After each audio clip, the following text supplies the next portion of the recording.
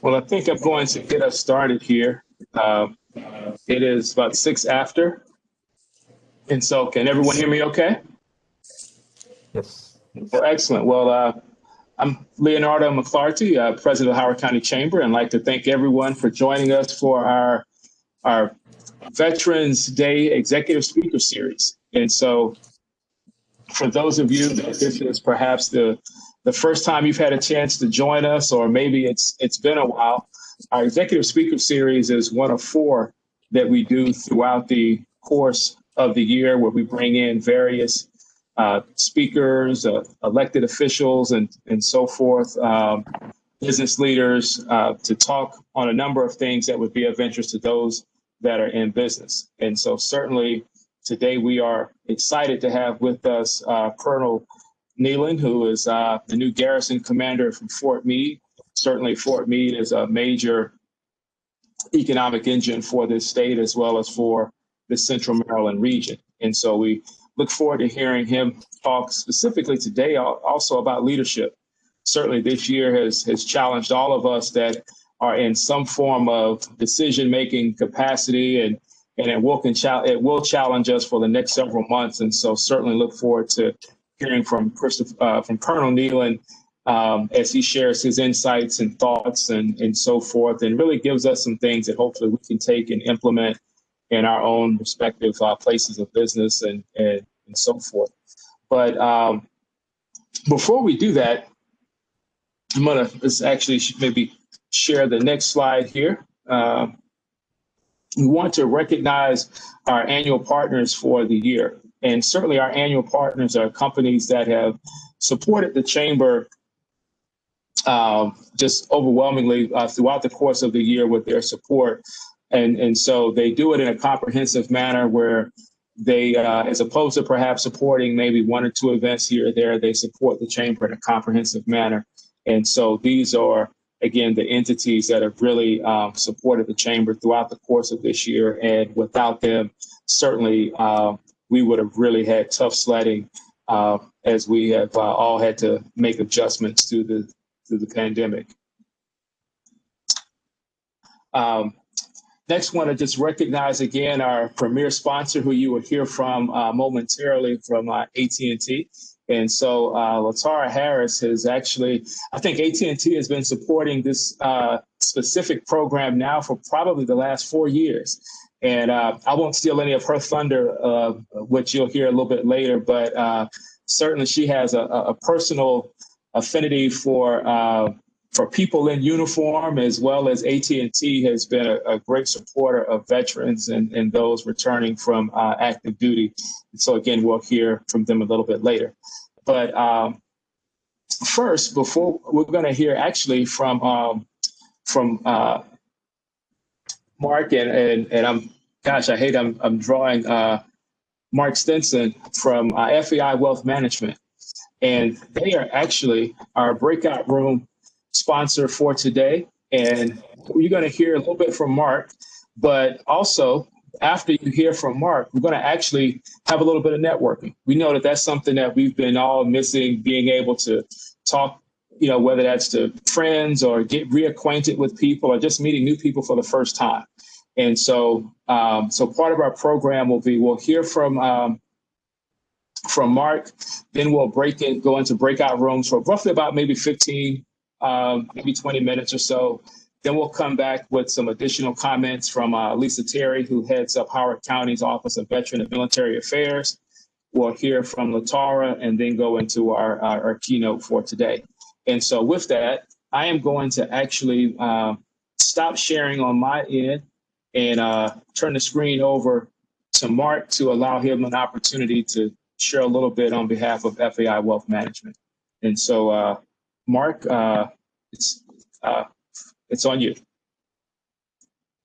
All right. Thank you, Leonardo. Good afternoon, everyone. I'm Mark Stinson, president of FAI. I hope you can hear and see me okay. Our power went out just about 10 minutes ago, so you might be hearing a lot of beeping going on as the power surges are working. want to be brief. We're happy to support the Chamber and wish to say thank you to all our veterans for all they've done and all they continue to do. FAI is located in downtown Columbia. We provide financial planning, investment management, services for engineers and technical professionals in or near retirement. FAI was founded in 1987 by Mike Martin, former director of equity trading at T. Rowe Price, and his vision was to bring Wall Street to Main Street. And we continue Mike's vision by being clients. I've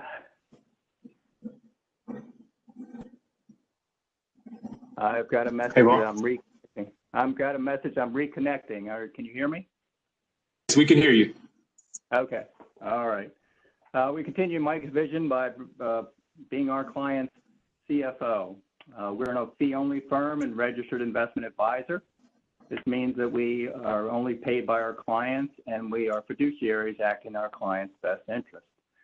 I want to share with you today our response to the COVID pandemic. We opened our doors, so to speak. The pandemic caused financial stress to many and nowhere to turn to answers. Am I connected? Yep, we hear you. Okay, so it says I'm reconnecting. So we opened our doors to our clients, family, and friends and colleagues. We want to do the same for the Chamber. If you have family, friends, staff, or colleagues that are struggling with financial answers because the COVID has turned people's financial situation upside down, they're welcome to go to our website, faiwealth.com, click on schedule a call or call me directly, and we'll spend some time trying to answer their questions. If we cannot answer them, we have folks that will find someone that can. We have a network of professionals that will answer questions. There's no obligations, no fees involved. We just want to help. So thank you for giving me a few minutes to speak, and have a grateful Veterans Day. Thank you, Mark. And I was trying to bring it back here on the FAI slide. And so if you ended up seeing it both in presenter view as well as, then my apologies.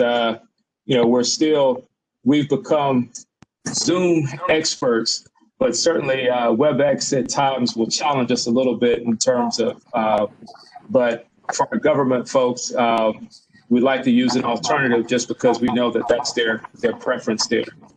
But with that, we're going to actually get ready to go into breakout rooms. And essentially what we'll be doing here is actually being able to just network a bit with one another. Hopefully you'll get a chance to meet some people you don't know. And as we will have basically where each person will go in and introduce themselves, the company that they're with. And in particular, I'm going to ask maybe as something for conversation starters, for those of you that haven't perhaps returned back to the office, or better yet, maybe this is the way we'll phrase the question, who has returned back to the office physically? If you haven't, when do you anticipate going back to your respective offices? Is that first quarter? Is this on a wait and see basis? But that'll just be something that will get us started, as well as also give us some insights chamber-wise as we continue to prepare for the first quarter of next year. And so what I'm also going to ask, if perhaps the person with an upcoming birthday, so the person in your group who has the closest birthday that's approaching will be kind of the facilitator. So if your birthday is in November or December, then you get a chance to be the facilitator in your respective group. And so, Taylor, just let me know when we're ready.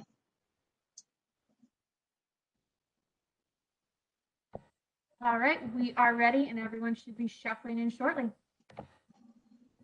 All right, well, we will see you momentarily.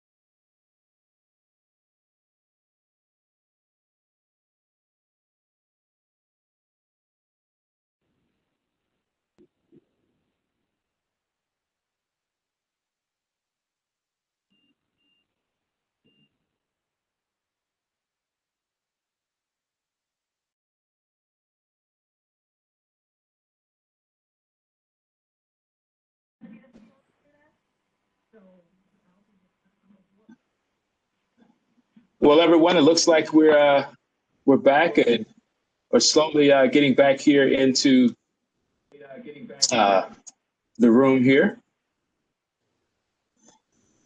And so with that, I think hopefully everyone had an opportunity to, again, talk to some people that maybe you didn't know, or have an opportunity to, again, just get reacquainted with others. But we're going to continue with the remaining part of our lunch program here. And I'm going to ask Lisa Terry if she would come in and bring some remarks on behalf of the Howard County Government Office of Veterans Affairs. Lisa does a great job, and always is, we always like to have her come, particularly at this particular program, and share some of the exciting work that she's doing, but also a way in which you can support our veterans here in Howard County. So Lisa, if you're available, the screen is yours. All right. Thank you so much for having me. I really appreciate it.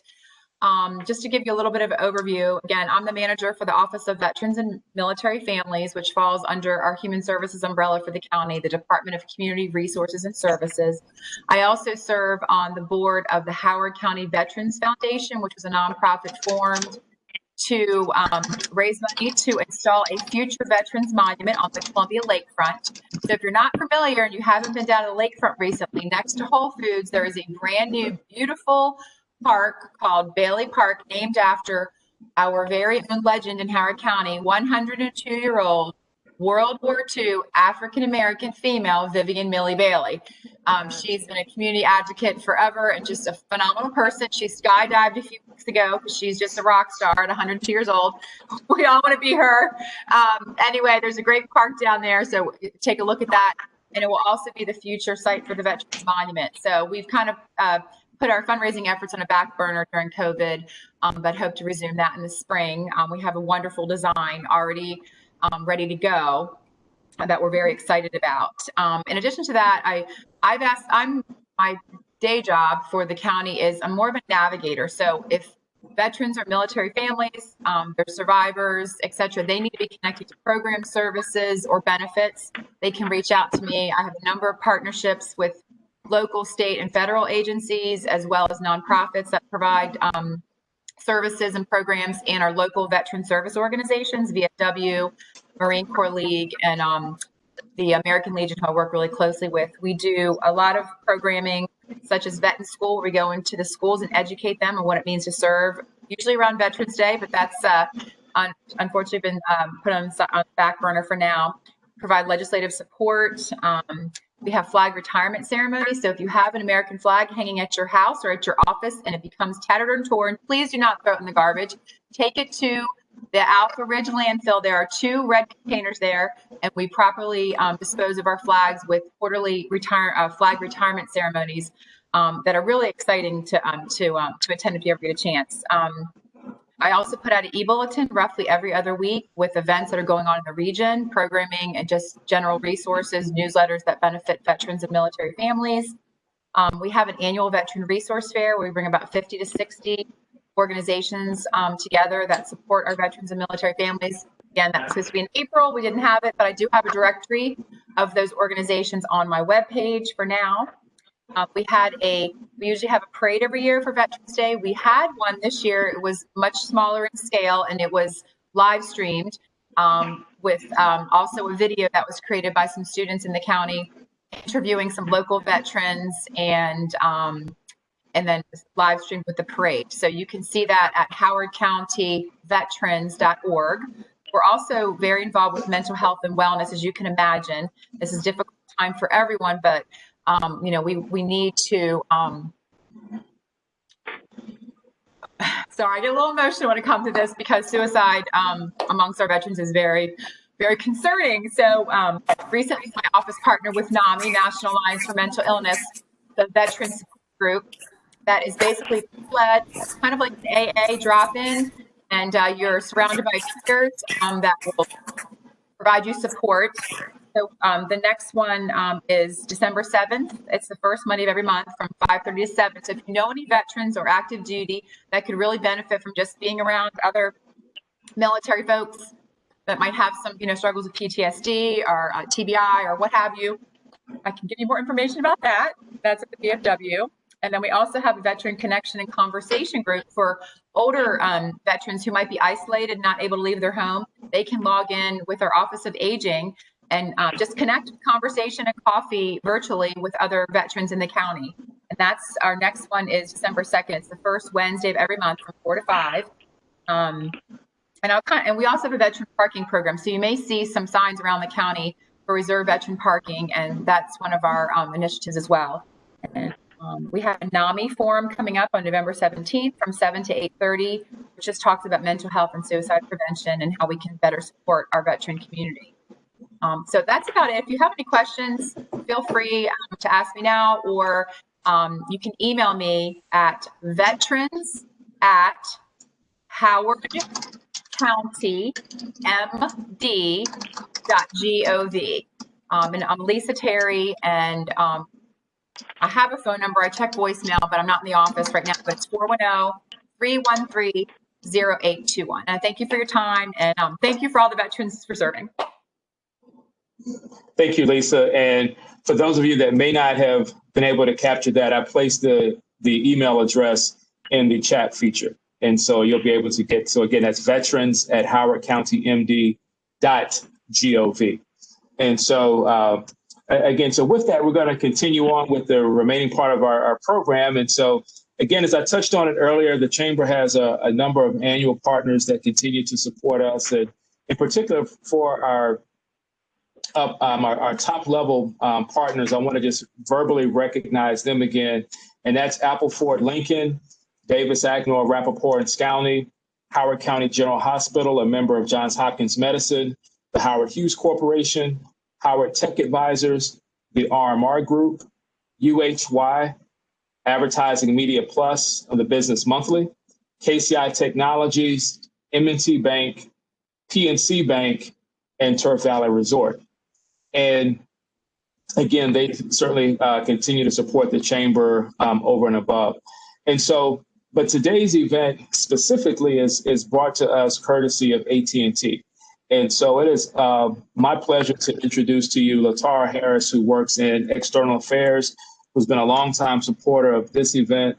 And she will bring some remarks on behalf of AT&T and then introduce Garrison Commander Colonel Christopher Nyla. And so, Latara.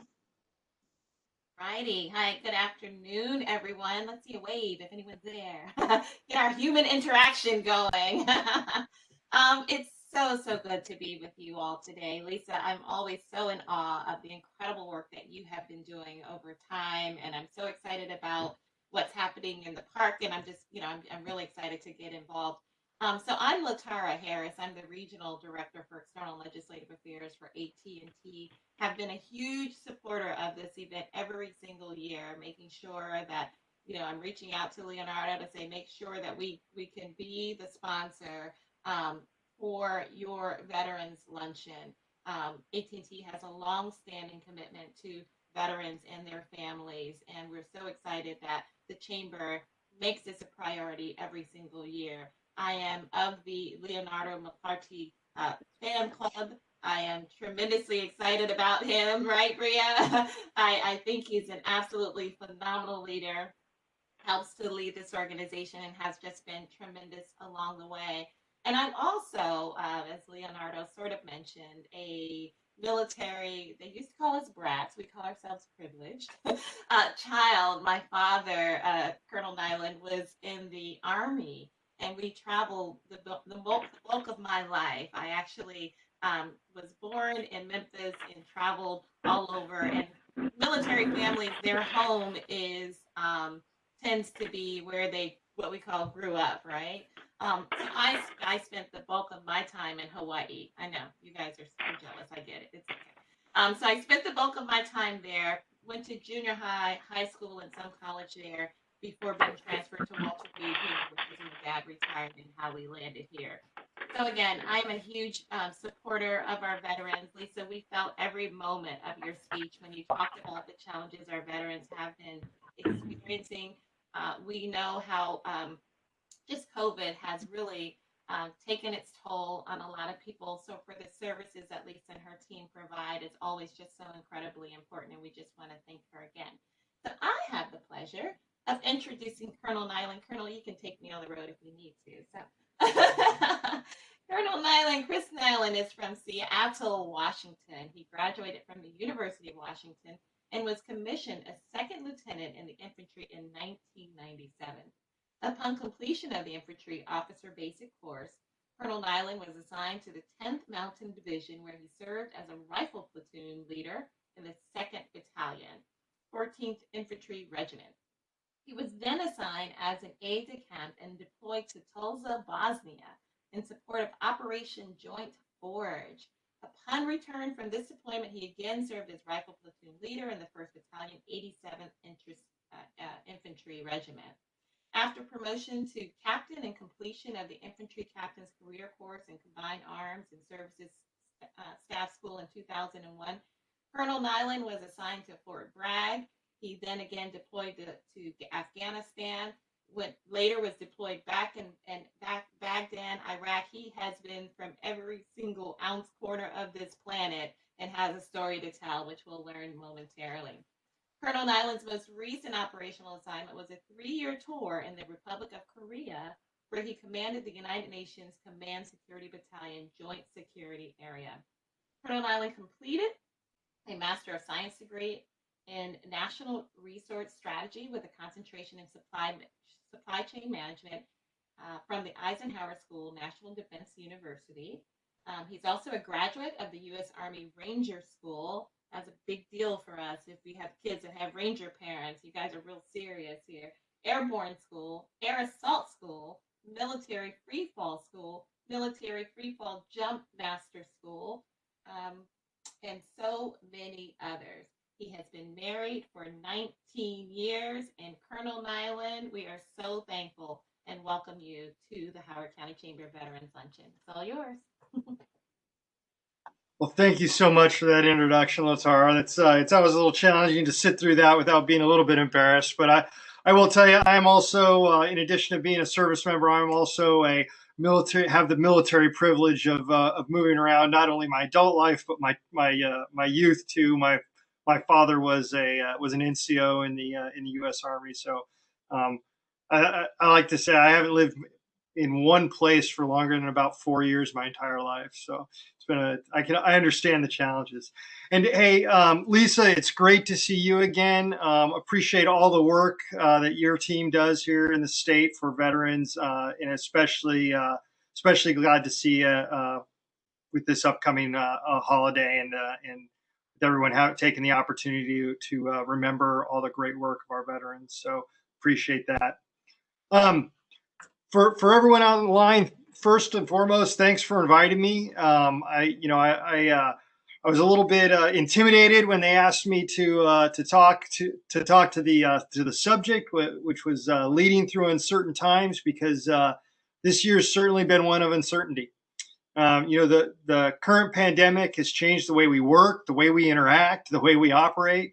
I mean, this is a perfect example of it. I imagine normally we'd be all sitting around a lunch table right now, enjoying some fine food.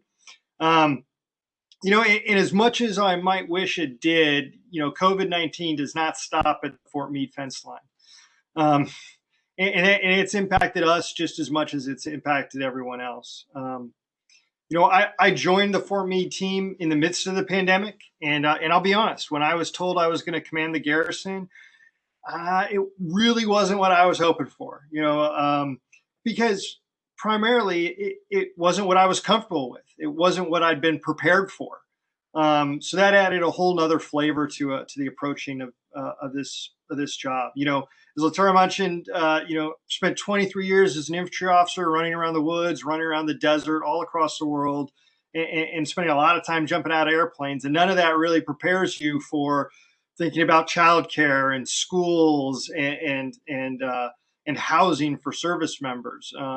My spouse is also an active duty Army officer, and we don't have any kids. So a lot of times this is an area where I don't even have a lot of personal experiences in. So it's been extremely interesting. But I have been really pleasantly surprised about how easily some of the skills I have learned throughout my career have transitioned into this new role. That's what I'm going to talk a little bit about today.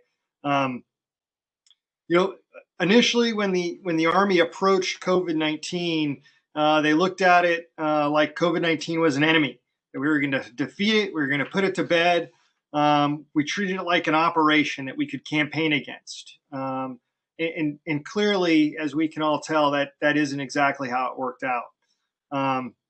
Now, you know, we tend to think of it more like a condition, something that we have to learn to operate with. And that's exactly what we're trying to accomplish here at Fort Meade. You know, the mission here didn't stop because of COVID-19, and it will not stop. And we've learned that we need to adapt to this new environment because despite the great news out of Pfizer yesterday, we're going to likely be working under these conditions for the foreseeable future. So with that, Leonardo, if you wouldn't mind bringing up that first slide that we've got.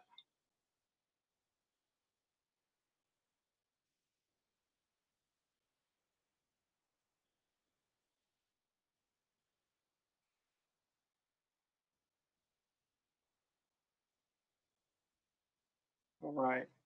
Well, while that's coming up, okay, there we perfect.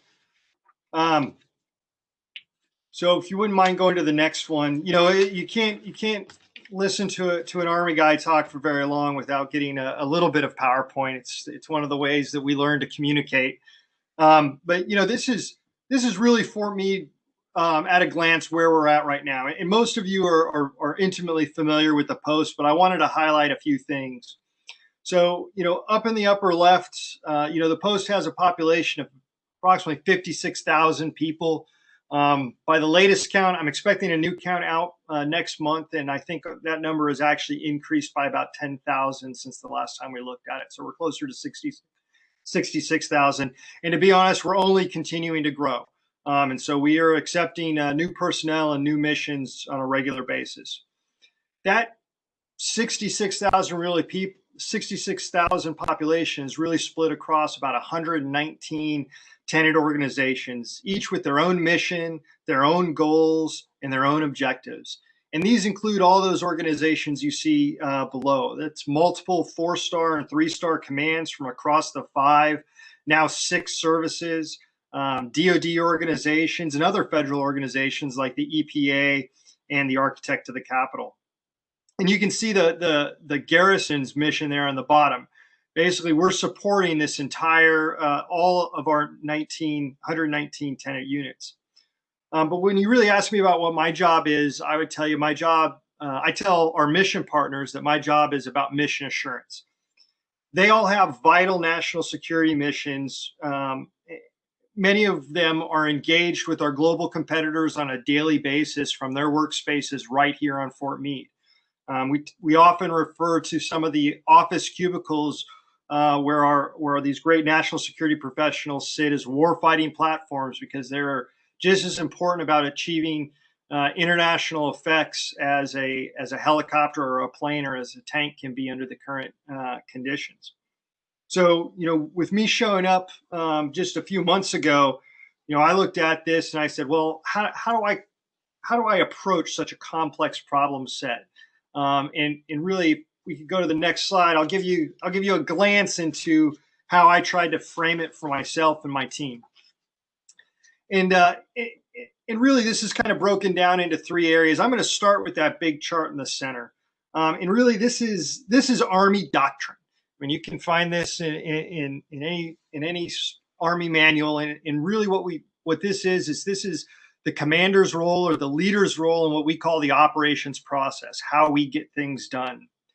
And what I find really interesting in this piece is, you know, if you start in that center arrow and you talk about, you know, understanding a problem set, being able to visualize it and where you're going, being able to describe that visualization and ultimately direct action towards achieving that, that is just as applicable to a military operation or a garrison operation, or in many ways to businesses and the kind of work that many of you do.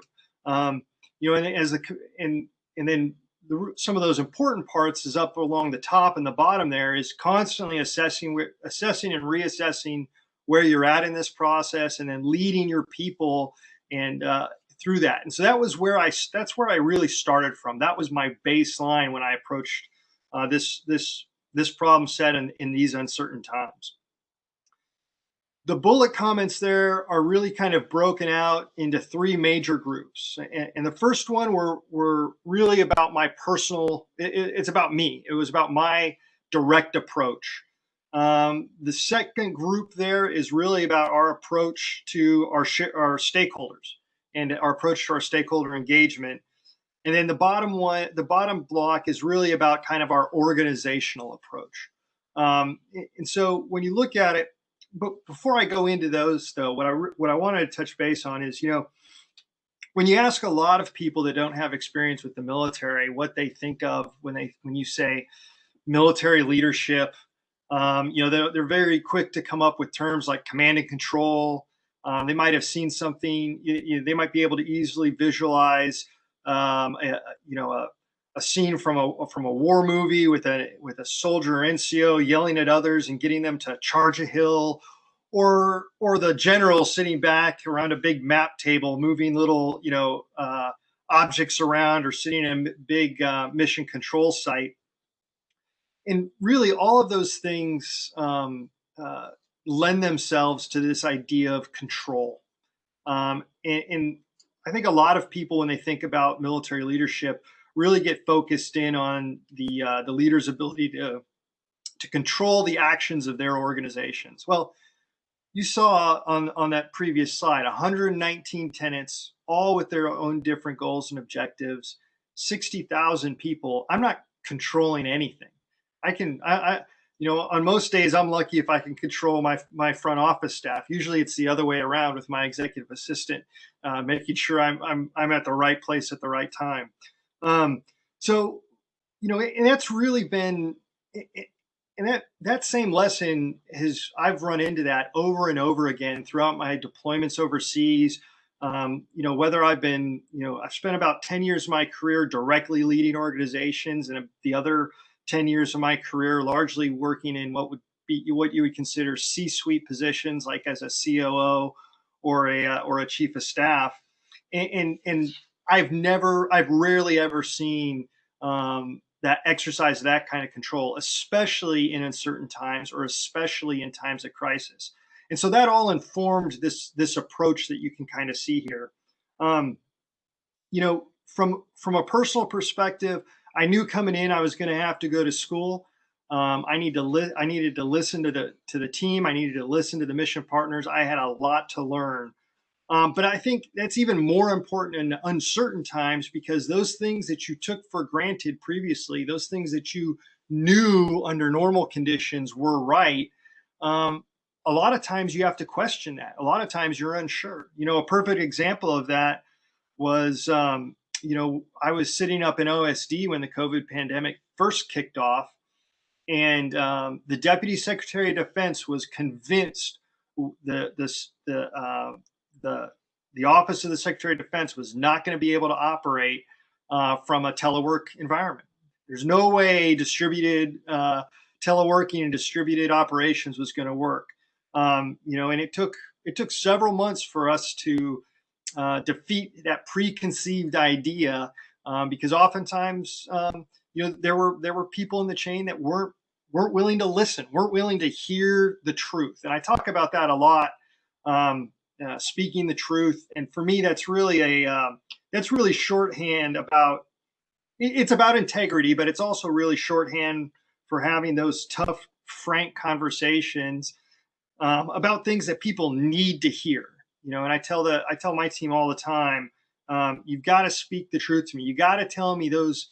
Oftentimes it's uncomfortable conversations. Hey, boss, you thought this was a great idea. We implemented it. It isn't working. Having the conditions on your organization where people will tell you the truth, I think is absolutely critical. And I actively look for ways to encourage that, especially in uncertain times. I've got CARE up there. You know, and really for me, this again, it's just shorthand, and for me, that's shorthand about investing in people, investing in partnerships, investing in relationships, just like this event that we're doing here. You know, whether that's with, you know, those are my big partners that I've listed up there. But for, you know, business, that may be your customers, may be your suppliers. It's about seeing the world, you know, being able to take yourself out of your own seat and seeing the world through their perspectives, because you aren't the only one, and your team isn't the only one dealing with these uncertain times. They all are, and being able to understand how these times impact them. And how they're able to either continue to contribute, or how you may need to change that relationship in order so that both of you can be successful, I think is something I also find super useful under these times. You know, I speak the truth a little bit earlier. I'll tell you the other thing I hit on a lot is about earning trust, and this time, you know, usually trust is a factor of time. The more time you spend with someone, the more you learn to trust them. The stronger your relationship becomes, the more you learn to trust them. You know, in these times, often you don't have a lot of time with folks to build relationships, and when you do, it's often through these new means.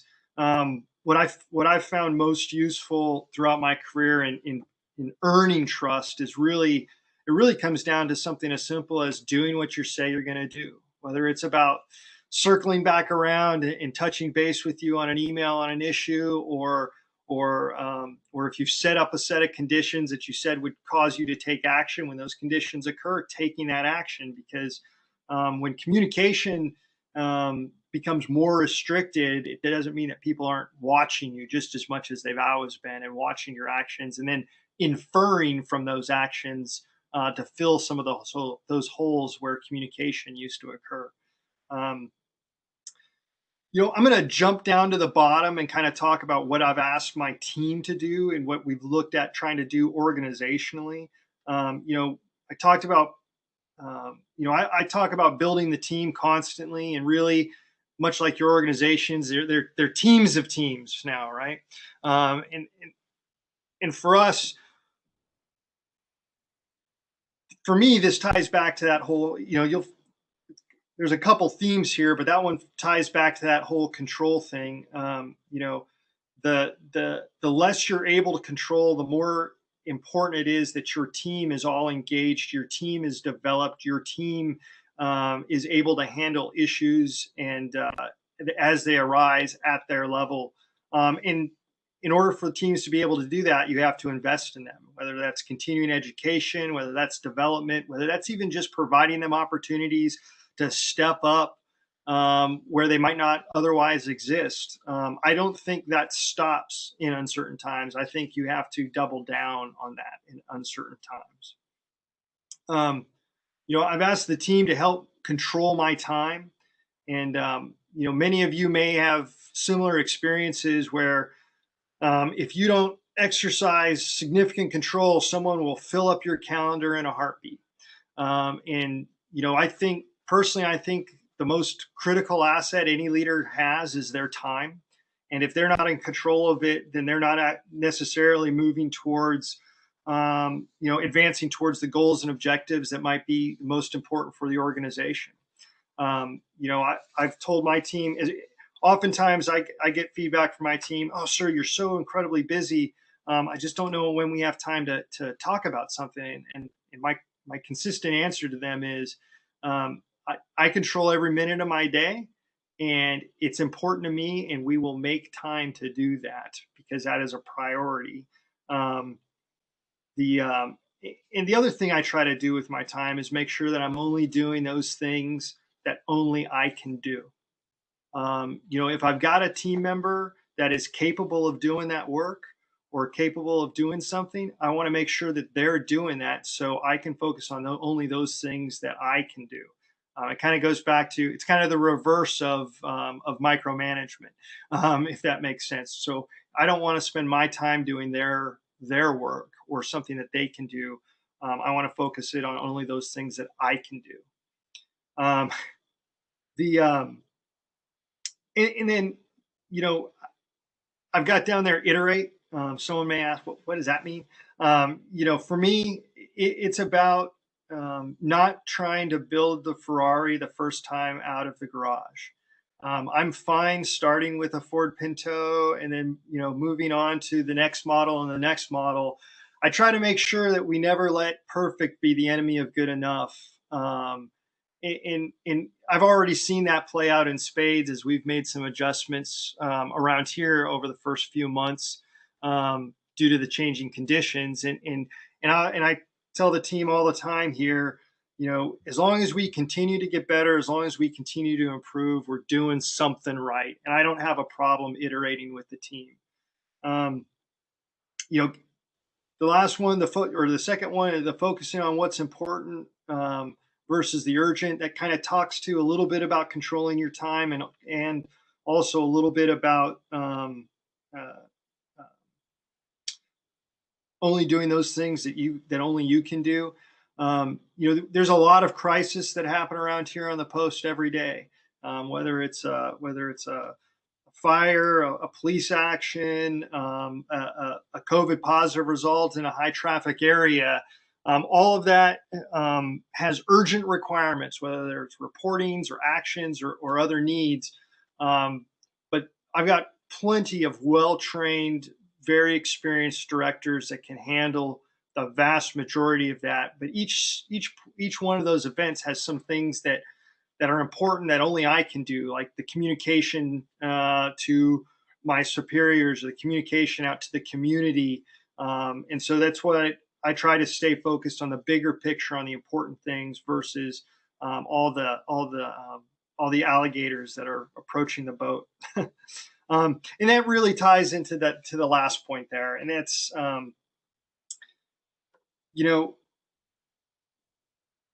one of the most important things, because of that lack of control, one of the most important things I find is that common understanding, that common vision, because I can't make all the decisions and no one wants me to make all the decisions. I want to place my leaders and my directors in a position where they're a little bit uncomfortable when they're making decisions that they're like, man, I think the boss should be doing this, but he's delegated that to me, because that's how I empower them. That's how I build them. And that's how I prepare them for the next level.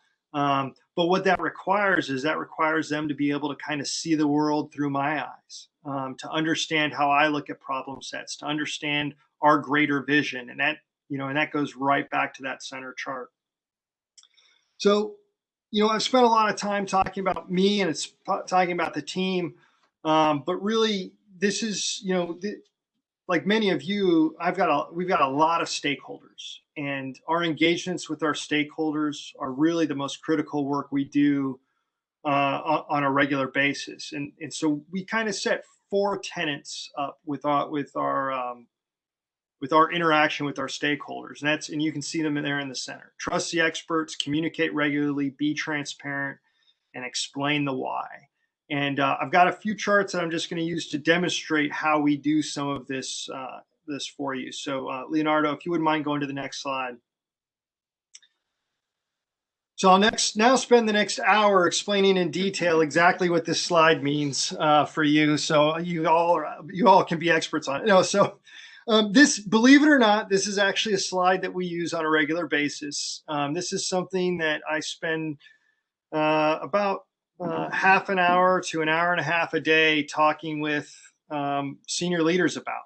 And really what this is a number of different data visualization tools for being able to visualize the COVID pandemic in the National Capital Region and around in the 5 surrounding counties here around Fort Meade. And I throw this up here just to demonstrate that,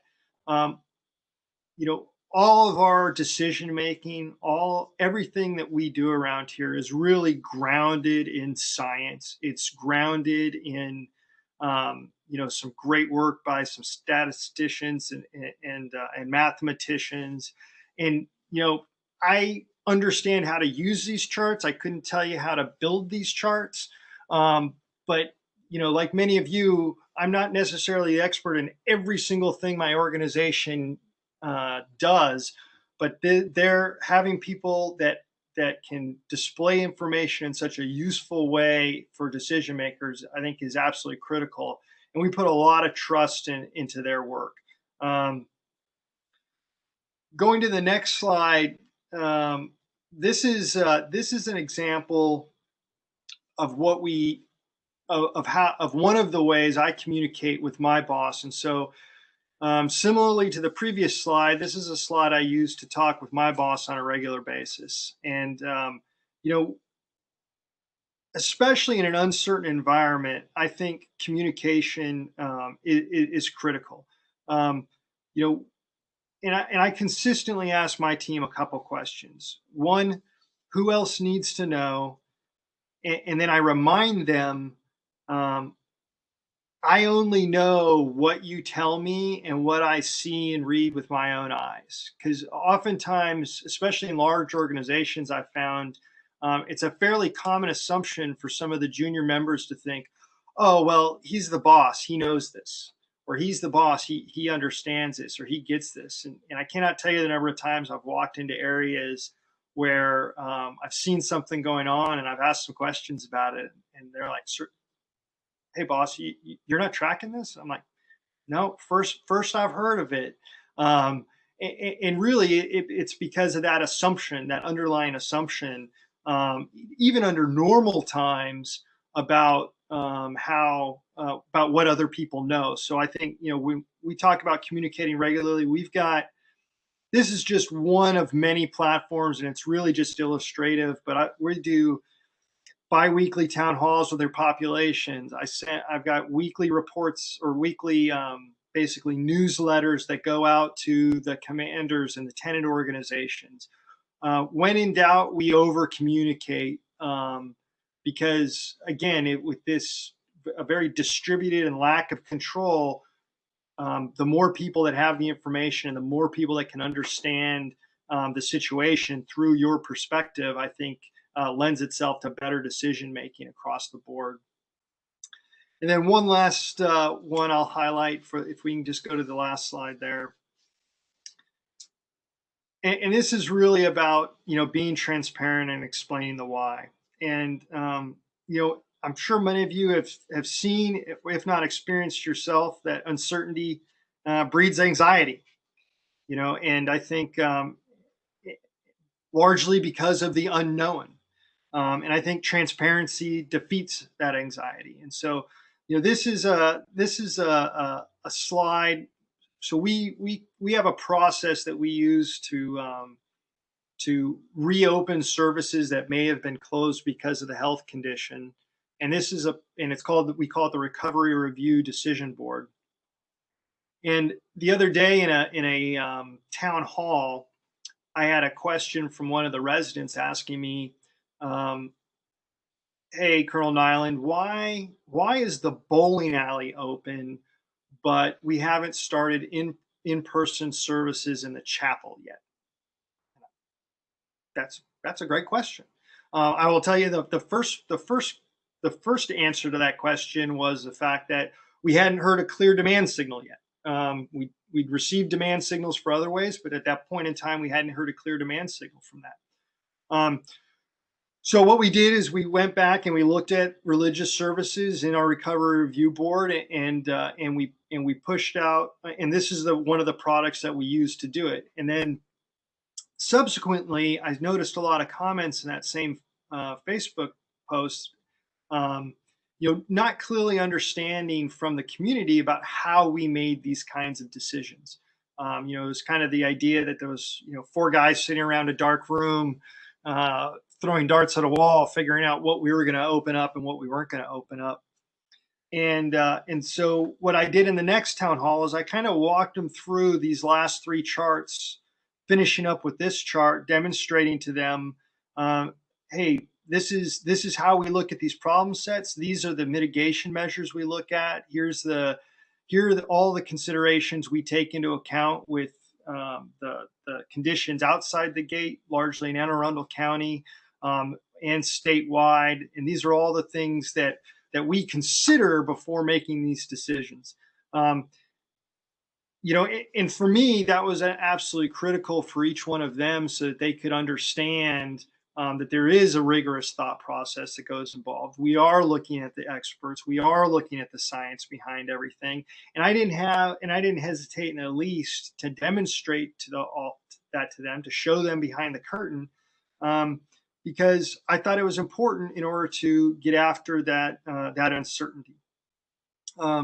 So this is just a way. This is what has worked for me throughout the years. And if you wouldn't mind going to the last slide there, Leonardo. And I offer, there's many of you have had different experiences. I've literally not held the same job for more than 2 years in my entire life. So I've had the experience of working for a bunch of different people in a bunch of different organizations, doing a bunch of different things. But these kind of themes have run throughout as I've found myself in uncertain times. And I hope that some of you might be able to take something away from this. But thank you for having me today. And with that, I'll open it up to any questions.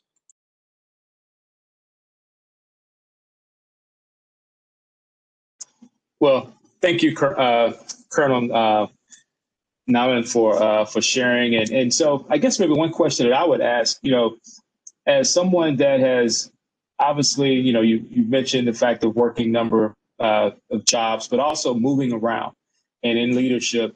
So share perhaps how you've been able to quickly get yourself up to speed when you've gone different places so that ultimately you can make those decisions that you have to make, not being able to use the excuse, so to speak, that I just got here. No, absolutely. That excuse generally doesn't go very far in the Army. No, that's a great question, and I will tell you, it usually starts with an early examination of figuring out what's important. And we've got many different tools that we use with that in the Army. Oftentimes, we'll ask, someone will ask, well, what's your mission essential task list, and we'll focus your learning on that. I'll tell you for myself, I spend the vast majority of my early time in any sort of job with my predecessor and with the senior staff, and I do exactly what I said up front. I spend a lot of time listening, and I call it. We talk about estimates in the military a lot. Might be a better term might be a visualization. So I spend a lot of time early on doing a heck of a lot more listening than talking, and building a visualization that can help me see the problem set and understand the problems. Thankfully, the DoD, I've got an incredible network of professionals, both on the military and the civilian side, that work diligently for the government and for the nation, and I've been blessed that they've been able to, they've once you create that environment that makes them comfortable, they've been willing to speak the truth and really and pitch in to help me get up to speed quickly. So I don't know if that's really anything all that earth shattering, but it's about having the humility to listen, I guess, is the biggest thing. And well, hey, I think that excuse me, that first word that you mentioned, humility, is certainly that's key and huge, just right there. So while we have the Colonel with us, are there any questions that any of you would like to ask? We're still okay on time here, so any questions, comments? Hi, and Colonel, this is Latara, again, your military privilege friend.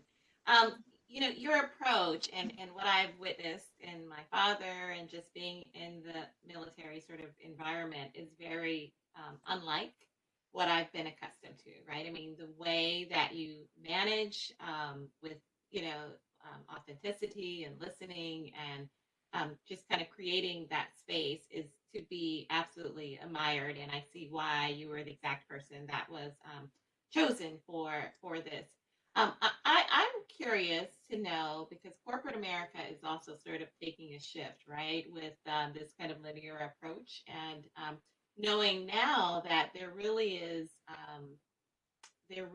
has got to be more space for people to listen and to hear. Lots has erupted, if you will, in the last several months leading up to and through the election, but beginning of COVID and racial unrest and what have you. So I'm wondering, with the military, kind of like I just didn't think you all would deal with it. It's like it's military, we say what it is, you don't deal with it. Is that something that you all, I mean, with us, within our company, we're dealing with equity and inclusion and diversity and so forth. Is that something that you all are also tackling under your command?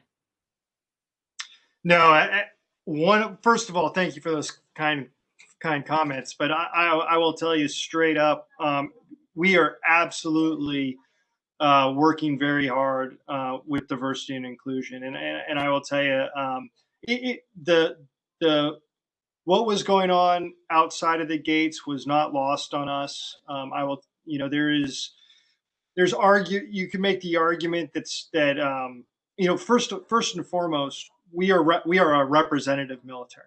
We largely represent the United States, and so we have everywhere from conservatives to liberals, all races, creeds, sexes, everything that you've got in the corporate world, we've got in the military.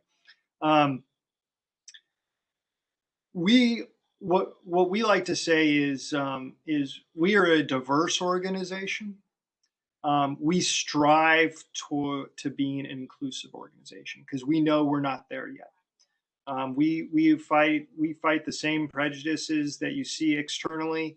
There are some, we've got some benefits, and I'll tell you, one of the greatest things that I've seen throughout my military career is when you take young people out of their comfort zones and out of their homes and you bring them together somewhere far away from home.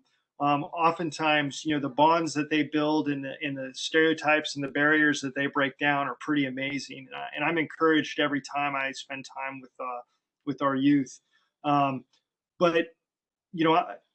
I'll be honest. We launched an initiative here on post about a week ago on specifically targeting diversity and inclusion, and we're starting with listening sessions. We're starting with an effort to get not only the workforce to talk to the leadership, but get the workforce to talk to each other about each one of their individual experiences and their experiences through life. I sat in a session with a group of 06s, a group of colonels not too long ago, and I will tell you, I learned an amazing amount of some people that I call my friend that I hadn't realized that they dealt with some of those challenges throughout their career. So it's been a great. So all my initial interactions with those sessions have just been awesome, and we've actually got our first one with the workforce this week. So absolutely, we pride ourselves in the military on leadership, but part of that is continuing to strive to improve, and we've got some room for improvement in that area, and I won't lie. Thank you, sir. I'm on the National Equity and Inclusion team for ATT. If I can ever be of help to you, let me know. Thank you. That's great. Absolutely. Thank you. Thanks, Natar. Chris, did you have a question?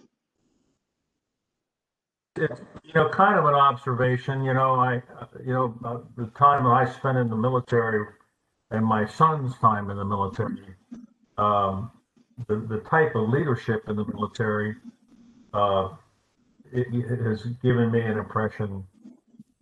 My son, and I think a lot of young people who go into the military, find themselves in a situation where if they didn't have confidence when they went in, they develop a lot of confidence through the process that the military puts them through. I know my son was certainly capable, but he had no confidence in himself.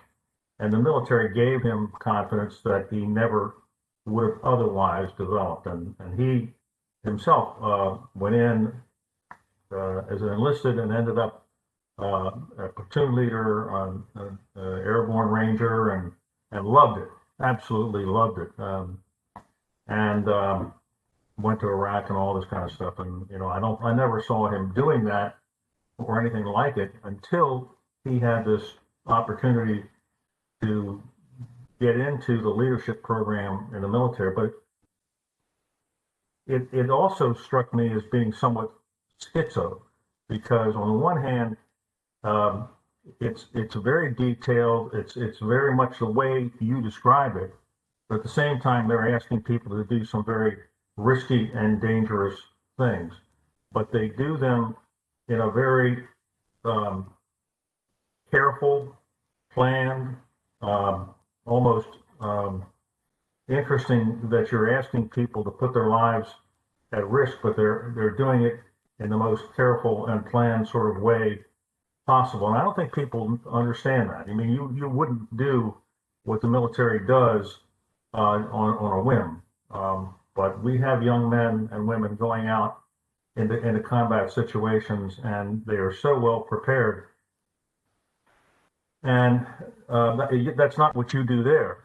But, you know, since we're talking about Veterans Day, I think that we should certainly praise the work that the military does to prepare these young people for that. It is both, on the one hand, very controlled and very prepared, and you know, very much the way you say, the way the leadership prepares people and the organization. On the other hand, there's this very risk element to it as well. And I've experienced that myself, and I guess you have too. And the job you're in now is probably, you know, risk.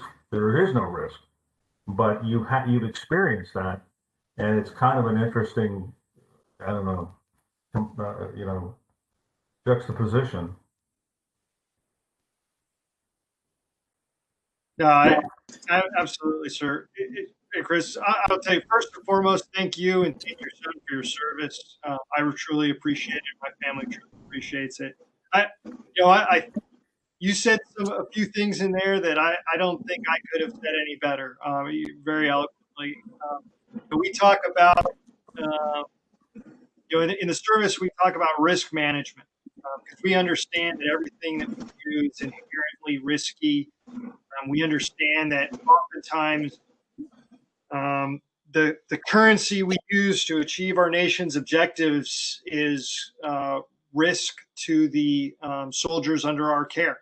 To be blunt and frank about it. So we dedicate ourselves to making sure that we mitigate as much of the risk as possible, so that when we do put soldiers and service members in harm's way, that we have the highest chances of achieving the task that you ask us to achieve at the lowest possible cost. And it brings an immediacy to it, because these are the same terms you often hear being used when talking about business or exposure to liability or different things like that. But it brings an immediacy to it when you're talking about the young men and women of the nation, your sons and daughters that you've entrusted into our care. And we take that responsibility incredibly seriously. So I appreciate your comments, Chris. And with that, we're going to prepare to wrap up. So again, Colonel Nyland, thank you for sharing your insights with us. I think we all are been able to take something away from today, and certainly thank you for your service, as well as those that are also on the in the meeting that have served as well. And thank you, because certainly we recognize, while we may not be perfect, we certainly benefit greatly from having men and women that give of themselves, and in some respects, those that have given of their lives for us to have the freedoms that we have here in this country. And so Again, thank you for your continued service and for your support in the Central Maryland area as you lead for Meade. So again, thank you. And so with that, just I'm going to share just a couple of things with you all again before we prepare to wrap up. The first is, again, want to just acknowledge, again, AT&T for their continued support of this event. And so, Latara, thank you again for your support of me on a personal note, but also thank you for your support of the Chamber and AT&T. Also, some upcoming events I want to definitely bring to your attention. The next two are definitely economic related. So we have everyone's favorite economist in Anirban Basu coming up on the 18th of November for his annual economic forecast. And so it's the return of the economist. And so certainly encourage you to put that on your calendar if you haven't planned on attending. But before that, actually this Thursday, we will also hear from another economist with BNY Mellon and Charles York, specifically for those of you that are in government contracting, or maybe you have clients that are government contracting. He's going to be talking about the road to recovery in 2021 and what lies ahead, but specifically coming at it from a government contracting slant. And so that is part of our GovConnect Scale Up series. And so certainly would encourage you to have that on your calendar for the 12th.